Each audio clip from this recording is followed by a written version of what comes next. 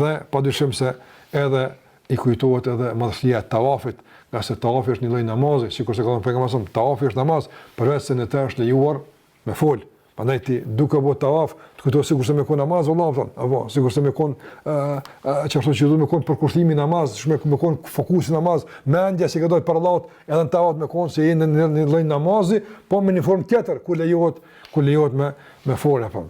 Andaj edhe thot te guri i zi kur e çon dorën e prekin se ka mundësi, për s'ka mundësi me prek, edhe është e trajton këtë çështje në raport me gurin e zi një lloj besatimi me Allahun Azza wa Jall, se si besën kur e kanë pejgamberin sahabët apo të na besën se kanë vetë bë. E atë te guri i zi e ka thënë Allahu gurin e zi prej xheneti apo që me përshëndetje të një besatimi se pej tash tutje realisht ndryshe kanë me kon. Po e nis në 3.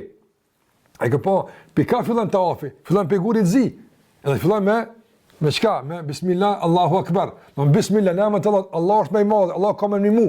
Në rrugtimin tëm të ri që po e filloj me hapjen e parë në tawafin tëm për jetën time apo. Shikoj çfarë lidhje të fuqishme mes nismës nga guri i zi, mes dorës që e çon me besatimin dhe në Allah Azza për përmirësim të gjendjes dhe për një rifillim të ri në jetën tënde, duke e ndërlidh këtë rifillim me lëvizjen e tawaf, çfarë do lëvizja në dunja ku më qenë. Ka do që të sillem o Zot, do të jetë një sillje që sillet rreth kënaqësisë tonë, rreth shpërblimit ton, rreth adhurimit ndaj Teje, jo rreth mëkatit, sigurisht me ka mundsu mos sill rreth çabës, gjithmonë ka mos sill që të kash në jote si mirënjohje dhe si besatim, dohon për mundësinë që më ka dhënë marr në këtë vend. Të kuptim